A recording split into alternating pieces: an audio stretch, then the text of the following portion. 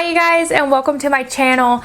So I never thought I would do one of those intros that says, hey, welcome to my channel, but wait a minute, who are you? you clicked on my video because you're applying to vet school and you're looking for some advice. Advice about applying to vet school can be kind of hard to find, but I have a couple of tools that I used when I applied that I think was helpful, so I hope you find them helpful too. So the number one thing that I did when I was applying to vet school is I created an Excel workbook. It was called My Journey to Vet School, and it had literally everything in there. When I say everything, I mean there were so many pages. It's a little ridiculous. I really enjoy Excel, so maybe I should have been an accountant. Anyway, so in this workbook, I make different pages for different things. So one page I had was nothing but all of the supplemental fees that I had to pay and to what school I had to pay them to, if I had paid them, when I paid them, confirmation numbers. It was just kind of like a really good housekeeping document. Like I had everything in there. I pro and con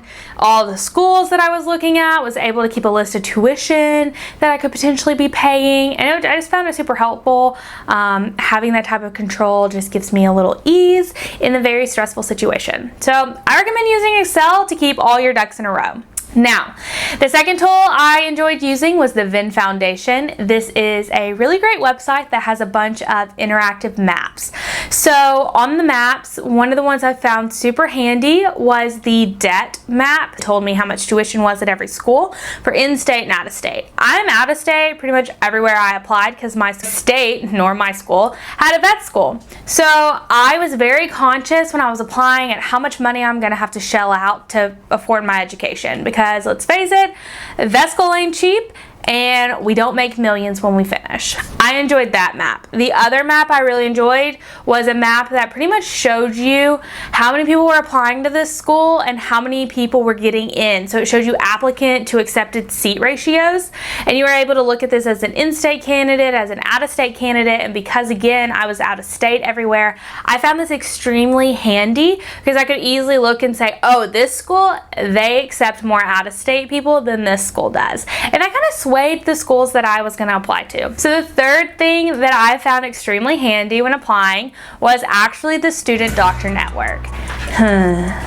So some people will tell you that it is a trash place and it's negative and has bad energy and you don't need to use it. I do think that that can be true depending on how you use it. So me personally, I enjoyed the Student Doctor Network because it allowed me to connect with people who were applying to the exact same schools I was. I had a question about a prerequisite course. I emailed admissions. Then I would put the answer admissions gave me into the form so that if somebody else had that same question, they could easily find the answer and not have to go searching and contacting a million different people to find it out. It also was handy because I knew when interview invites were going out, when acceptances were going out, when people were getting declined, those types of things. So it really helped me keep in the loop and kind of like, should I be compulsively checking my email today? Should I not? So Student Doctor Network has its benefits. One of the biggest cons that I think everyone is going to tell you about is the successful applicants thread. So essentially every year people will go on there and they will tell you where they applied, who they interviewed with, who they were rejected with, where they were accepted, and where they're attending. They'll give you their GPAs, they'll give you extracurriculars, activities, awards, volunteer, research, employment. They'll give you their details. Sometimes they'll tell you maybe what they wrote about in their personal essays. So it's super easy to go on here, compare yourself to this person and this person and be like, oh, well, my stats are way better than theirs, so I'm obviously gonna get in. No! God, please, no! No! No! Don't do that. Don't have that attitude, because there is no secret formula. Ravioli, ravioli, give me the formula. There's no secret. This is what we're looking for you to get into vet school. It's not that simple. It is a much more complicated process. So I found it encouraging to see other people, because I had a lower GPA applying to vet school. So I found it encouraging to see other people with low GPAs succeeding and getting into some of the schools that I wanted to go to.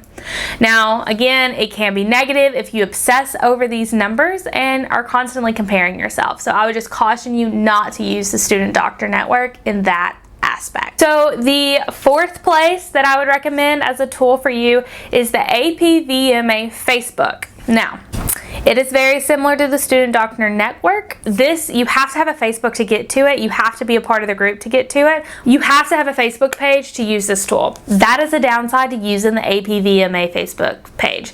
In terms of functionality, it functions very similar to Student Doctor Network, except it's not anonymous, it's not a forum. It's a Facebook group with a Facebook discussion wall of a lot of the exact same questions.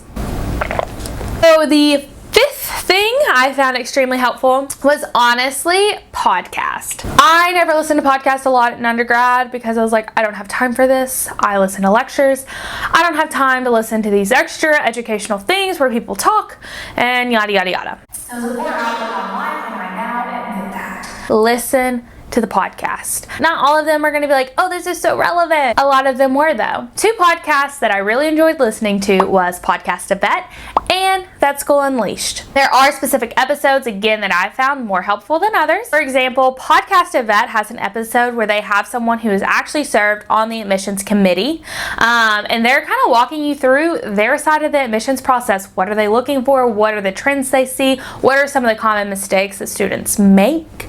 So some of these things I never would have known if I had not listened to that podcast, because it's not like something you can Google. So I found that extremely helpful. The other thing I like about these two podcasts is they take veterinarians who are currently practicing and they bring them in and they ask them to tell their story. And it's their story from maybe they did internships and residencies, and maybe they're talking about even their journey to applying to vet school. I enjoy hearing other people's stories because sometimes I connect to their story. And I really think you will too. And being able to connect to those stories, honestly, when it comes down to like the stressful time and you have all these schools you're applying to and all the deadlines are coming up and it just gets a little overwhelming, I'm not gonna lie. I just found comfort in knowing that I'm not the only one who's had to go through this. I'm not the only one who's stressed out on if I'm gonna get an interview or not, and it's okay. There's some really great vets on there who it took them a couple of times to get into vet school too, and they're great veterinarians nowadays. Like, they're changing the world. So your journey cannot be compared to others, but these are some great podcasts to listen to that give you some inside scoop in applying to vet school. So just to quickly recap the 5 things I kind of just shared with you real quickly: Excel or Google Sheets, but Excel, keep everything organized using this tool. Then foundation, figure out cost, ratios, super fun interactive maps, lots of information. Third thing, Student Doctor Network, proceed with caution. Fourth thing, AP/VMA Facebook group, got to have a Facebook. Fifth thing, podcast to vet, Vet School Unleashed. One more bonus tip if you are applying and you have applied before. I really recommend reaching out to the schools that you previously applied to and asking them to do a folder review. So essentially what they will do is they will look at your previous application and tell you some of the weak spots. Some places won't do a folder review, but they will accept your resume or your CV, and they will meet with you one-on-one and give you some really good advice for how you can improve your application. Do not hesitate to reach out to these schools. The schools that you're applying to for vet school, they want you to be their student. They want to see you succeed.